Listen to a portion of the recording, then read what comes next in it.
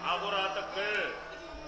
Mateni durune dadi boyo-boyo ben mati karepe dhewe tak buang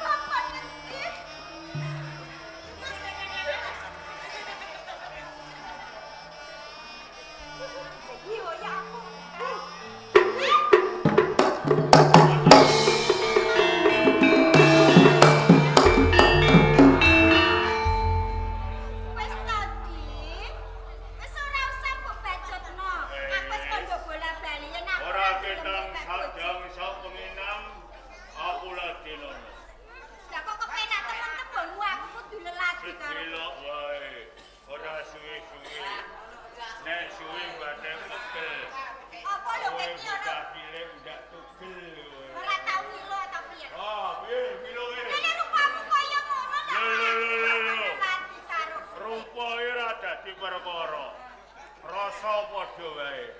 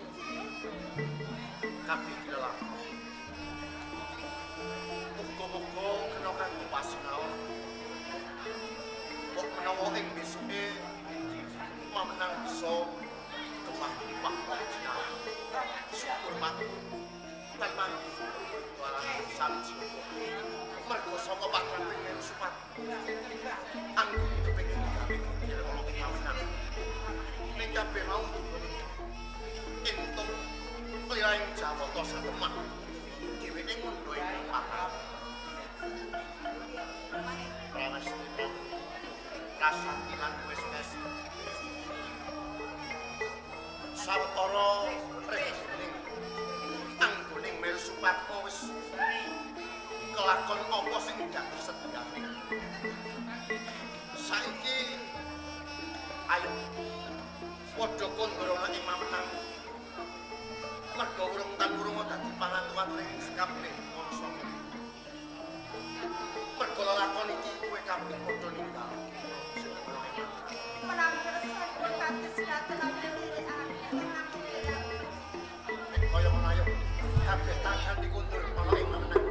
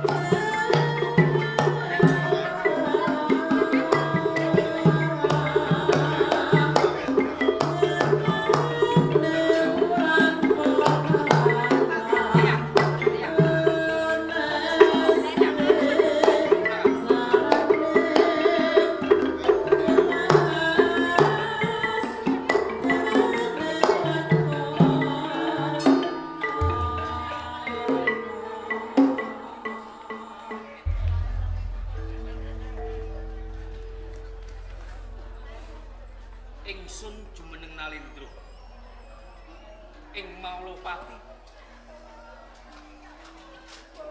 Perangane kawula nyengkuyung dhateng lekas kula. Nalika ing pendhapi agung Maulapati keng siniksenan punggawa praja negara mudhunipun wonten ing kawula dasi. Sami nyengkuyung anggen kula dados Nalendra kanthi gelar sesebakan Maha Prabu Angklindar. Pramila panjenengan ingkang marangkani sawetawis dados pepatih. Mangkenipun menawi wonten ingkang kacacar anggen kula nyepeng cempuriting adil kabawat Kanalendran, kula nyuwun kanthi sanget panjenengan sudi nderek cawe-cawe perkawis kuncaranipun ing negari Malawapati. Nak Mas Angger Prabu, sesakit-sakit kula mboten badhe ambeten-betenaken. Nalikanipun Manang taksih kacepeng swargi Rama Prabu Siaji Jayabaya. Dening sawetawis sakmangke sampun kalintir kawibawan lan dalem. Sesaged-saged kula badhe caos pitulung dhateng panjenengan. Umpamya anggen panjenengan ngobetaken negari taksih wonten kitalipun. Sedaya para prabu ing negari saka boten badhe tutup netra. Matur sembah nuwun menawi katitik pratilanipun kados mekaten.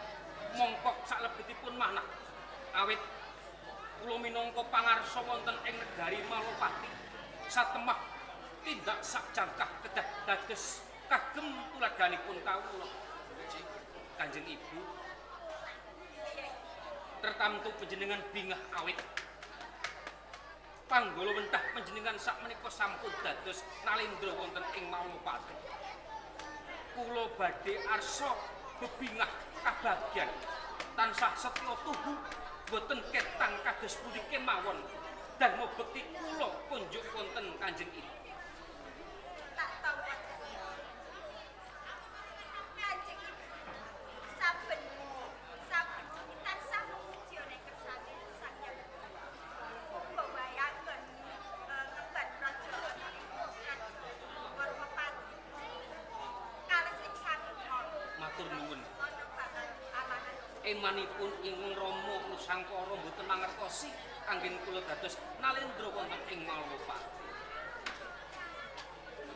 Nak Mas Prabu Dan matur nuwun sanget menawi kula menika tasih saged nenggani kaliyan Mas Prabu nanging Mas Prabu menawi Mas Prabu jumeneng nata wonten ing Malahuna kula menika tasih kemutan kaliyan anak kula mati nanging kenging menapa Mas Prabu menawi to menjingan kula medhipun ngertos kadang kula kepal kalian putranipun nanging kini menapa kula bisa kalian matri Prabu sampun Prabu Sukses. kula napa Kok wis sejutan banget. Kabeh mau sekinaris dening Sang Hyang Kuwasu. Sedulur sekilan pati kabeh kono gumantung ana nyasa. Dening putramu pepisan kelawan sliramu kabeh muwi kabeh mau ora kok karpak. Nanging kok no kabeh mau sekinaris ana ngastaning Jawa kowe kudu pisahan marang putra pati. ngertos napa nanging sing aku menawi kadang-kadang menika sami kepal kalian putranipun nanging kini menapa kula yang lapai kados kadang Aturi sing sabar lan sarep. Yen pancen mesti wis ing sliramu iki bakal kenemulan putramu. Mula ayo padha bareng sumendilan pasrah. Ana ngarsane Sang Hyang kula nirakaken kersane Rama kula boten kendhat mulya papasan Gusti supados kula saged kembal kaliyan anak kula iya ayo saja. Kapian kaya Prabu. Boten maipun menawi penggalipun kados kabagyan ing alam donya menika pratitis menawi saged nyawang putranipun sak menika udakara boten benten lan kula kelangan dom mawon anggenipun Mupati ngantos jerimet. Pilolos. Kanjeng Ibu kula pinten penggalih panjenengan boten benten lan ingkang dipun raosaken lan namung kemawon prastawa menika boten tempuh lan Kanjeng Ibu satemah angkling dharma tasih mituhu tasih sugeng wonten ing jagatipun. kuwi pancen aku konjen Gusti wae aku mesti bakal sepira rasane kamu yen lagi wae besaran kula sing tak jan kaya kamu Kanjeng Ibu pangrengkuhipun kula lan bibi menika boten kula bentenaken lan panjenengan awit kula ugi nampi wewalah wewajenganipun uga pituturipun ibu awit panggula mentah panjenengan lan bibi dhateng angking dharma sinasta sakmenika dados nalendra wonten ing Malopati kula kepengin matur wonten ngarsanipun Kanjeng Ibu umpami kula kepengin ngupadi kadang kula madrim wonten pundi dunungipun kula sumpah Sinasta kula karo raya gesang kula nilaraken negari Malawapati. Awatun kula saged pinanggih kadang kula madrim. Kula kepengin ngerosaken kabagyan kautuhanipun keluarga wonten ing negari Malawapati. Sing mbok karepno. Kula wiwit dinten sak mangke kula kepengin nilaraken Malawapati ngupadi kadang kula madrim.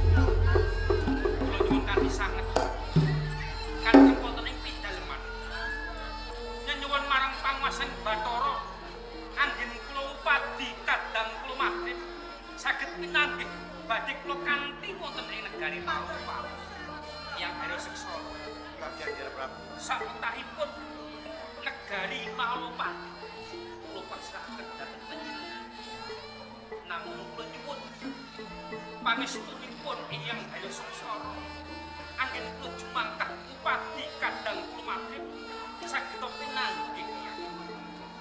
Rati Prabu, yang sepuh namun saged donga. Ugi menapa ingkang panjenengan kersane saged kasemogan. Pikantuk waktu Gusti Pengakari jagat kalis ilmu sami.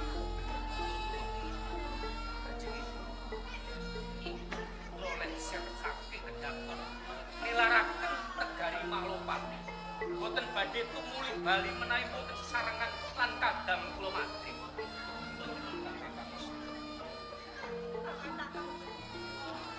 Senajan aku jatuhnya hati.